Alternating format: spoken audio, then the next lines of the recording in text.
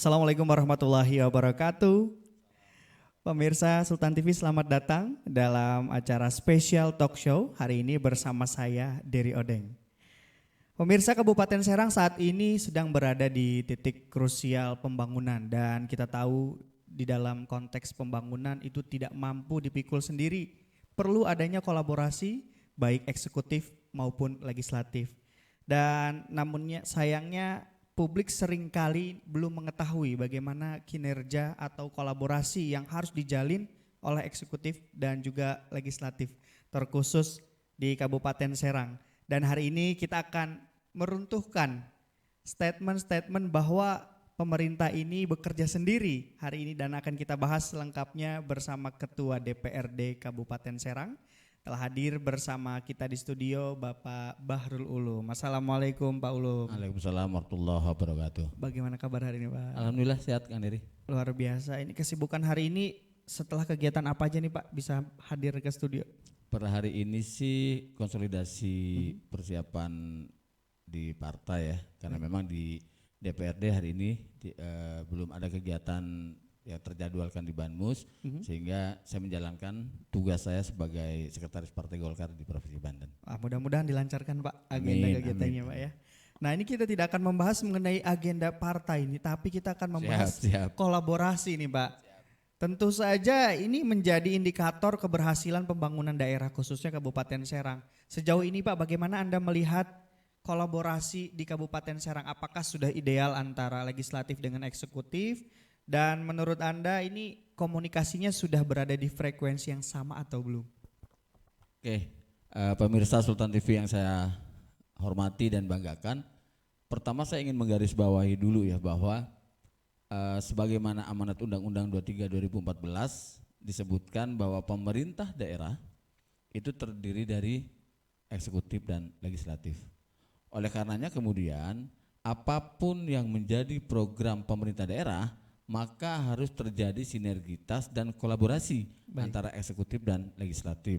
Selaku pemegang masing-masing tugas pokok dan fungsi, misalnya kalau di legislatif kan ada 3 pokok fungsi, misalnya legislasi, pembuatan perda bersama eksekutif, kemudian budgeting dalam proses penyusunan APBD, baik murni maupun perubahan bersama eksekutif. Dan yang ketiga pengawasan. Nah mungkin yang 2 fungsi tadi itu udah tercermin sebuah kolaborasi dan sinergitas yang cukup baik lah ya. Karena dalam proses penyusunan perda kita selalu bersama-sama dengan eksekutif. Kemudian dalam penyusunan APBD, dalam proses budgeting juga kita selalu satu frekuensi sama eksekutif. Cuma terkadang ada miss dalam konteks pelaksanaan atau implementasi tugas dan pokok fungsi DPRD yang satunya yang di pengawasan, yang terkadang ada miss di sini di saat kami DPRD menjalankan fungsi pengawasan, kadang-kadang eksekutif seolah mau dihakimi, seolah mau macam-macam lah. Nah ini yang mesti diluruskan sehingga frekuensi dalam pelaksanaan tugas pokok fungsi pengawasan ini juga mestinya sama frekuensinya seperti frekuensi eksekutif dan legislatif pada saat menjalankan tugas pokok fungsi budgeting dan legislasi. Iya, jadi emang kalau yang Bapak bilang tadi memang agak klasik ya Pak ya. Dikiranya kita mau nge-push gitu. Atau kita cari-cari kesalahan nih Pak. Nah berbicara soal pengawasan Pak, gimana sih Pak caranya Anda memastikan bahwa pengawasan ini tetap berjalan dengan baik tapi juga tidak membatasi inovasi dari eksekutif Pak? Jadi gini, karena dalam implementasi pengawasan itu salah satunya adalah DPRD memanggil mitra kerja, tidak harus bupati yang kita panggil. Tapi organisasi perangkat daerah sebagai kepanjangan tangannya bupati ya dalam menjalankan program-program yang direncanakan oleh eksekutif. Nah, dalam konteks ini kemudian salah satu contohnya kami pada saat mendapatkan aspirasi terkait dengan bencana alam ya yang beberapa waktu terakhir terjadi, banjir, angin puting beliung atau pergeseran tanah dan sebagainya. Kami di legislatif ingin mengimplementasikan tugas pokok fungsi kami dalam konteks pengawasan. Sehingga kami memanggil beberapa OPD teknis yang khusus menangani persoalan bencana banjir seperti BPBD, kemudian PUPR, Perkim dan Dinsos. Karena 3 OPD teknis dan plus 1 ini yang menangani persoalan banjir. Misal PU dan Perkim, ini kita ingin menggali informasi penyebab banjir dan solusi yang akan datang. Kemudian BPBD, kita ingin menggali terkait dengan apa proses penanganan dan evakuasinya sudah dijalankan dengan baik sehingga masyarakat merasakan kehadiran pemerintah pada saat kondisi musibah banjir. Kemudian Dinsos kita panggil ingin menggali apakah kemudian buffer stok yang ada di Dinsos ini cukup untuk memenuhi kebutuhan para pengungsi yang memang diungsikan karena kediamannya atau rumahnya tidak bisa ditempati karena ke dalam kondisi tergenang air. Betul. Nah, kita lakukan pemanggilan OPD itu. Memang ada miss. Mau apa sih DPRD gitu kan? Timbullah pro kontra. Padahal kita hanya menjalankan tugas pokok fungsi kita terkait dengan pengawasan. Ya inilah tugas kami. Kalau kami diam, berarti kami tidak menjalankan tusi kami. Tepat dalam sekali. konteks pengawasannya gitu. Setuju. Nah, kemudian yang terakhir misalnya, kami mendapatkan aspirasi dari para guru P3K paruh waktu yang dilantik di akhir Desember yang lalu. Ternyata proses penganggaran buat gajinya belum dianggarkan di 2026. Nah, kami selaku lembaga perwakilan masyarakat tentu harus menampung semua aspirasi itu dan kemudian kami memperjuangkan kepada eksekutif agar apa yang menjadi keresahan P3K paruh waktu khususnya tenaga pendidik dan kependidikan ini bisa terpenuhi. Dengan cara apa? Kami panggil lagi semua OPD yang menangani tentang itu. Ada BKPSDM karena SK-nya dari BKPSDM. Kemudian ada Dinas Pendidikan karena usernya tenaga pendidik dan kependidikan. Kemudian kita panggil juga BPKAD karena dalam proses penganggaran ada di BPKAD. Kita juga panggil inspektorat karena apa? Biar tidak salah dalam konteks regulasi secara kepatuhannya. Nah, kita lakukan diskusi, kita panggil OPD terkait dan alhamdulillah ada titik temu walaupun belum ada kepastian kapan bisa gaji P3K paruh waktu ini bisa diluncurkan atau diberikan dan berapa nominalnya karena pada saat rapat dengar pendapat itu eksekutif yang diwakili oleh Pak Sekda beserta beberapa OPD teknis minta waktu untuk mengkaji, menghitung dan menganalisa dari persoalan database, kemungkinan kemampuan fiskal kita seperti apa dan bagaimana sehingga minta waktu kurang lebih 3 minggu sampai 1 bulan ke depan untuk bisa memastikan alokasi dari mana untuk proses penggajian P3K paruh waktu.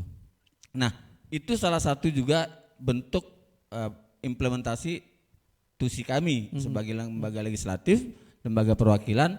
Kalau untuk konteks P3K paruh waktu ada 2 tusi yang kita jalankan. Pertama tusi pengawasannya, kemudian kedua tusi tentang budgetingnya. Karena eksekutif juga kan pasti akan diskusi dengan badan anggaran terkait dengan pengalokasian gaji P3K paruh waktu ini yang belum teralokasikan. Nah, kita tunggu 3 minggu atau paling lambat 1 bulan yang akan datang kepastian dan keputusannya. Berarti ini luar biasa ya, DPRD sudah menjalankan fungsinya untuk mendorong lintas sektor ini supaya lebih maksimal lagi Pak ya. Nah kemudian tadi Bapak membahas sedikit mengenai anggaran dan sebagainya ya. Ini kenapa sih Pak terasa alot sekali nih ketika kita mau proses ketok palu bersama eksekutif untuk mengesahkan anggaran. Lalu tipsnya supaya ke depan mungkin bisa lebih baik lagi seperti apa Pak? Nah sebenarnya alot dan tidak alot itu tergantung dari proyeksi kemampuan kita dalam proses pelaksanaannya. Contoh, kalau kita memiliki kemampuan fiskal yang cukup, saya kira pembahasan APBD itu fine-fine aja. Kenapa? Kita mau belanja apapun duitnya ada kok. Nah yang jadi persoalan di Kabupaten Serang agak sedikit alot itu karena memang kemampuan fiskal kita masih belum bisa mengcover seluruh kebutuhan. Contoh, pendapatan kita khusus pendapatan asli daerah kurang lebih di angka 1,1. Baik. Kebutuhan kita belanja ada di 3,2. Yang akhirnya kemudian kebutuhan-kebutuhan itu kan terpenuhi melalui apa selain PAD? Ada dana bagi hasil dari provinsi, kemudian ada dana transfer pusat, ada DAK, ada DAU. Itulah yang kemudian kita kombinasikan agar apa? Agar kebutuhan belanja kita terpenuhi dengan fiskal yang terbatas tadi. Sehingga pembahasannya akan menjadi panjang. Kenapa? Karena kita harus memilah dan memilih mana program skala prioritas yang harus kita eksekusi dan dijalankan di tahun anggaran yang akan datang. Dan mana program yang belum menjadi prioritas yang kemudian kita bisa tunda. Baik. Atau kita kurangi dari misalnya membutuhkan bangunan jalan sepanjang 1000 karena kemampuan keuangannya tidak mencukupi untuk 1000 km misalnya, maka kita bagi berapa tahap pembangunan itu. Seperti yang dilakukan beberapa priorisasi yang lalu. Ketika 1600 km jalan kabupaten harus betonisasi, kemampuan fiskalnya nggak cukup. Maka buatlah sebuah kebijakan tentang perda percepatan pembangunan infrastruktur jalan yang dilakukan multi years beberapa tahun dan akhirnya selesai juga. Nah, ini kan strategi-strategi yang harus dilakukan oleh eksekutif yang seyogianya kolaborasi dan sinerginya bersama DPRD. Biar apa? Biar kita tanggung bersama persoalan ini, kita tanggung bersama, kita pikirkan bersama, kita bahas bersama dan kita eksekusi bersama. Baik, itu, Pak Ulum, ini menarik sekali ya. Tadi di awal kita sudah membahas sedikit mengenai P3K yang tadi bermasalah ya, mengenai gaji mereka gitu ya. Kemudian ada lagi masalah yang begitu krusial di daerah kita di Kabupaten Serang, salah satunya adalah isu banjir dan juga pembangunan pusat pemerintahan Kabupaten Serang. Bagaimana Pak Anda mendorong pemerintah untuk bisa menyelesaikan permasalahan ini Pak? Baik, di amanat undang-undangnya menyebutkan bahwa ibu kota Kabupaten Serang adalah Kecamatan Ciruas. Existing hari ini kantor bupati, DPRD dan beberapa kantor OPD masih ada di wilayah kota. Betul. Kenapa? Karena memang infrastruktur Puspemka belum terpenuhi. Nah, di priorisasi yang lalu, pada saat priorisasi yang lalu kami sudah membahas suatu perda bersama eksekutif tentang perda percepatan pembangunan pusat pemerintahan Kabupaten Serang. Ya. Tujuannya apa? Biar kita bisa petakan berapa sih kebutuhan pembangunan kantor kita yang saat itu kalau tidak salah 66 gedung untuk 27 OPD dan beberapa OPD yang lain. Berapa sih budget yang dibutuhkan untuk 66 gedung itu? Rentang waktunya cukupnya berapa lama sih? Kita sudah lakukan dalam pembahasan perda, peraturan daerah. Nah, namun di tengah perjalanan perda itu masih dalam proses evaluasi provinsi yang kemudian sampai hari ini kita belum bisa eksekusi perda itu, belum kita laksanakan karena proses evaluasinya belum selesai. Nah, di setiap pembahasan anggaran maka kami di DPRD karena memang membutuhkan sarana prasarana kantor dalam rangka apa? Buat mengefektifkan layanan kepada publik. Kalau pusatnya atau kantornya sudah terpusat dalam satu kawasan, kan masyarakat mau ngurusin apapun itu, kalaupun lintas OPD masih di area yang sama. Setuju. Misalnya mau ngurusin adminduk di sini, kebetulan ada keperluan mengurusin pajak, kantornya juga di area situ. Kemudian ada keperluan dengan DPRD untuk menyampaikan aspirasi, kantornya masih di sekitar situ. Kan bisa mengefektifkan dan mengefisiensi dari sisi waktu, tenaga dan biaya. Nah, yang kedua, untuk mendekatkan layanan publik. Biar apa? Biar masyarakat tidak terbebani dengan bercecernya OPD-OPD yang masih berserakan di mana-mana, enggak terpusatkan dalam satu pusat pemerintahan. Nah, itu tujuan kami dan tinggal sekarang eksekutif maunya bagaimana. Sejauh ini progresnya sudah sampai di mana Pak pembangunan itu?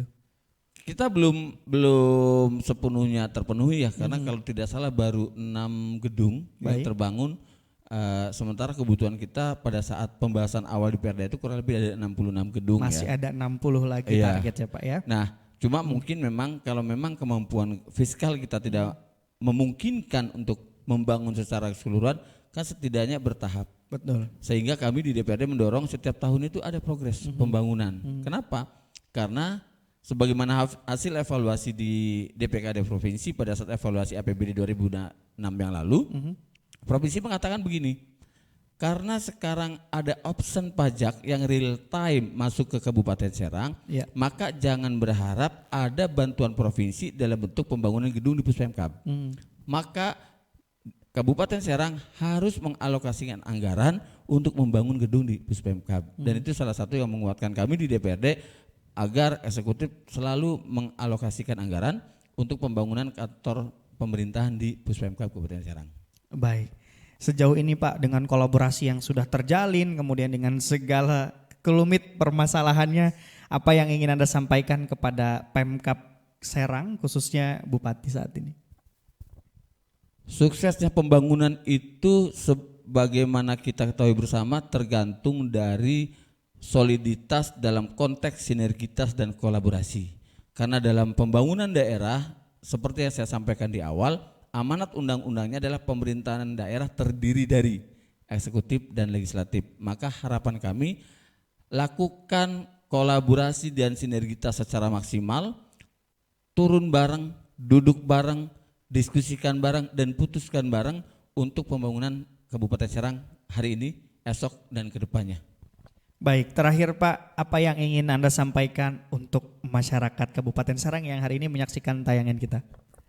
Buat masyarakat Kabupaten Serang yang saya cintai, pembangunan tentu tidak bisa dilaksanakan oleh pemerintah semata, tapi ada partisipasi masyarakat yang secara utuh, sehingga kami berharap masyarakat Kabupaten Serang pun ikut berpartisipasi dalam proses pembangunan. Dalam bentuk apa? Misalnya dalam proses perencanaan musyawarah pembangunan yang dilakukan secara berjenjang, musrenbang Dus, musrenbang Des, musrenbang kecamatan, ini masyarakat terlibat aktif. Agar apa? Agar apa yang direncanakan oleh pemerintah daerah ini betul-betul dari serapan aspirasi masyarakat, sehingga pembangunan program yang akan dilakukan oleh pemerintah daerah ini berasal dari bottom up yang muncul ke permukaan, kebutuhan real masyarakat apa yang harus dibangun, sehingga pada saat pemutusan kebijakan, pengambilan kebijakan di akhir, kebijakan yang diambil adalah kebijakan yang memang sesuai dengan kebutuhan masyarakat Kabupaten Serang. Baik, Pak Ulum, terima kasih atas Kang. closing statement yang luar biasa khususnya untuk masyarakat Kabupaten Serang, dan juga terima kasih sudah hadir hari ini di studio kami. Mudah-mudahan kegiatan selalu diberikan kelancaran Pak. Amin, amin. Dan tentu saja bisa mewujudkan Kabupaten Serang sesuai dengan visi misi yang digagas. Amin, amin. Pemirsa, demikian spesial talk show edisi hari ini. Terima kasih sudah menyaksikan tayangan kami hari ini dan mudah-mudahan bisa menjadi inspirasi untuk Anda. Dan jangan lupa saksikan terus tayangan-tayangan terbaik dari Sultan TV. Saya Dery Odeng mewakili kerabat kerja yang bertugas pamit undur diri. Wassalamualaikum warahmatullahi wabarakatuh. Sampai jumpa.